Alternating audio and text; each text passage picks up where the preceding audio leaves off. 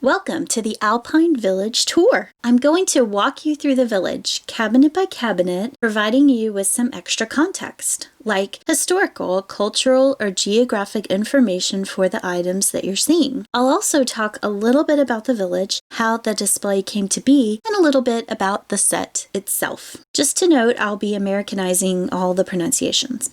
And I've set the Alpine Village to German music in this video above. Our first stop, Cabinet 1, Silent Night. We start off the Alpine Village with the Matterhorn in the distance, the highest peak in the Alps and the highest peak in the village. And then we'll go down to the entrance gate. The village makers made an entrance gate for each set, and this one is for the Alpine Village set specifically.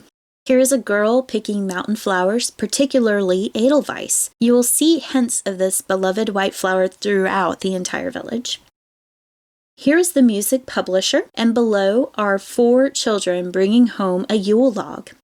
The Alpine Village is produced by Department 56, with most pieces made of porcelain or resin. In this year, 2020, the set includes about 70 houses and roughly 85 accessories. Not all of the pieces are on display here at the library this year. I rotate them out, about 30 to 40 buildings each year. All of the buildings that you see are from the Alpine Village set. I do bring in accessories from other sets made by Department 56 as well as from other village makers. Alright, back to the village. This is a wayside shrine. It's very common in the Alps to drive down a winding road and see something like this. Here is the Silent Night Chapel, a memorial to the Christmas Carol written by Joseph Mohr and composed by Franz Gruber. You can visit the memorial chapel in Oberndorf, Austria, near Salzburg. It was dedicated in 1937. The village piece is actually a music box.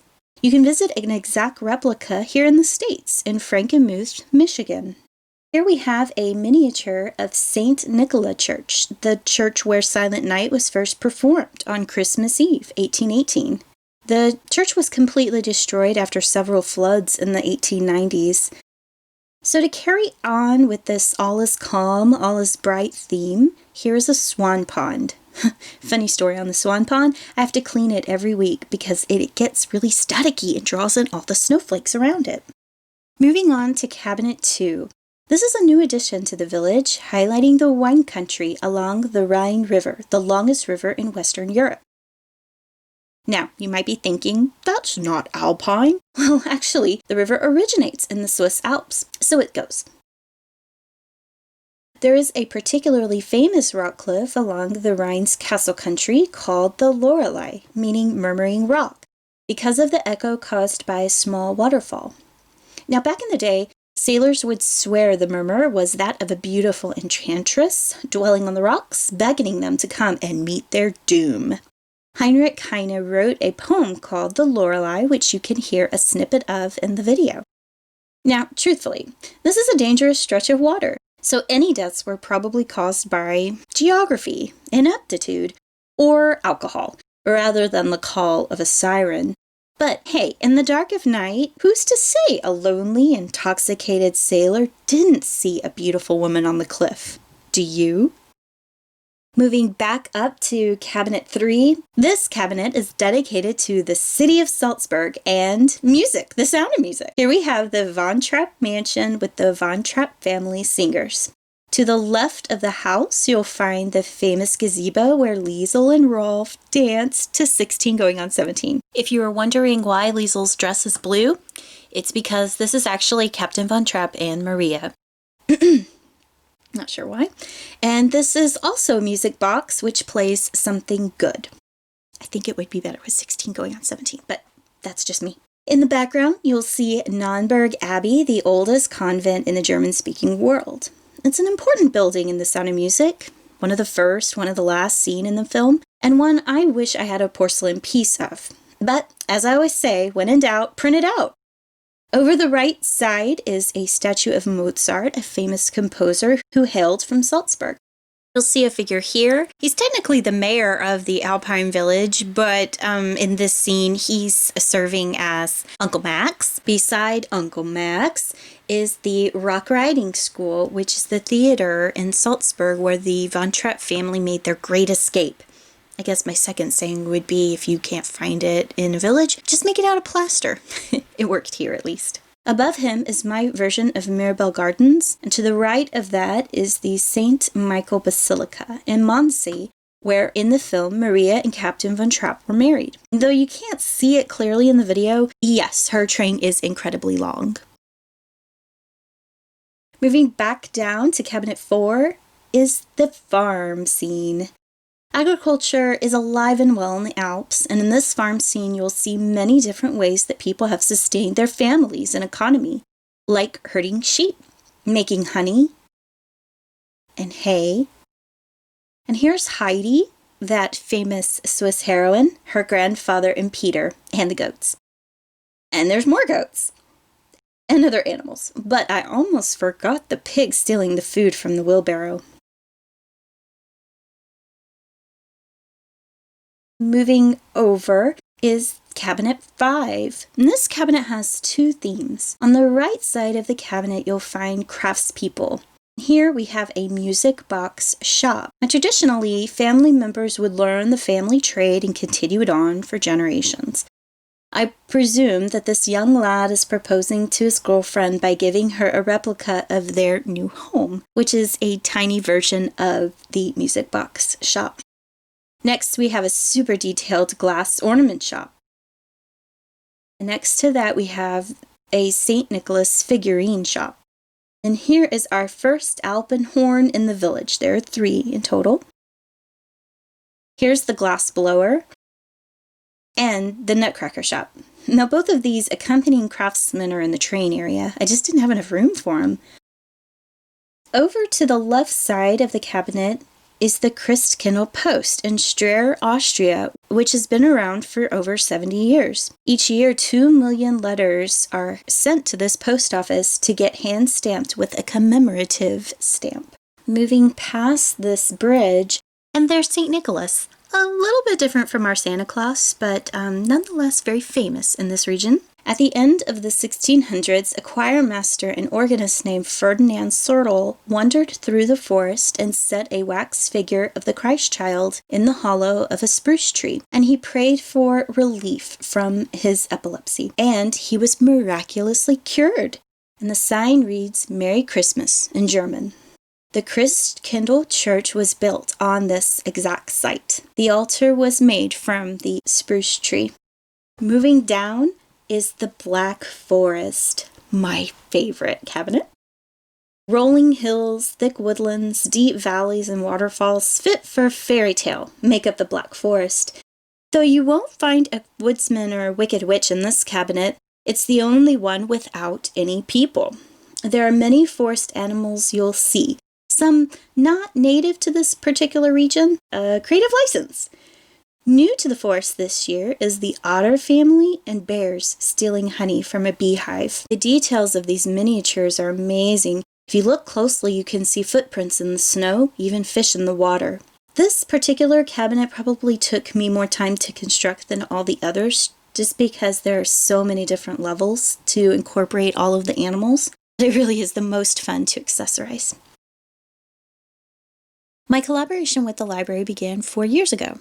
Years before that, my cat attacked the village. There were some casualties. Rather than set up the village in a closet, I decided that I would go public with it or not put it up at all. So I have displayed the village in a store window, and then my friend Sandra recommended that I check out this library where they have 8 cabinets and they display cultural collections, which the village totally fits in. So it took about a year of planning. I was probably one of few people in the middle of a Texas July playing with snow. So each cabinet has a custom built frame. So each village platform was built within this wooden frame. Village platforms are made out of plaster. I made each rock. I never did count how many trees are in here, but it's a lot of trees. But it was fun. It was fun making them, and it's something that I can bring out year after year. And best of all, no catastrophes. During the holiday season, I create a seek and find for the villages on display here at the library. So if you want to test your Hawkeye skills, be sure to check out the seek and find. I've got the link in the comments box. This runs until January 30th. Going up above to Cabinet 7 is Oktoberfest. It would be impossible to have a German village without some pretzels, polka, and beer. It's Oktoberfest every day in the village. The True Life Festival begins in Munich in September and runs until the first Sunday in October. And here is a concert hall. It actually plays music. And we have a brewery over here. New this year to the Oktoberfest are the 2 barrel makers.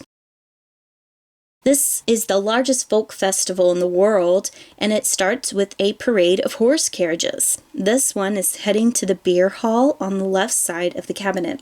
On the way to the beer hall, we've got some polka dancers and a maypole. Side note, there are 3 houses with English writing on them. And this is one of them. I wonder if you found the other 2. At the real Oktoberfest at noon, the mayor taps a barrel and says, "It's tapped!" And thus begins 2 weeks of frivolity. Here's the mayor here. And here's the beer judge, who obviously had a little bit of fun. And down below from Oktoberfest is Cabinet 8. And this theme is recreation, because the Alps are a tourist destination. There's a lot of different activities. We start off at a hotel which has some pretty murals on the wall, a cultural art form in this region. You've probably noticed them in some of the other buildings that you've seen. These are mineral baths, quite popular in this region. Here's a traveling polka band heading to join in Oktoberfest. And here we have a hunter's cottage, which is pretty detailed. More Alpine horns here next to the sports store to join in song with Cabinet 5. And we couldn't forget about St. Bernard's.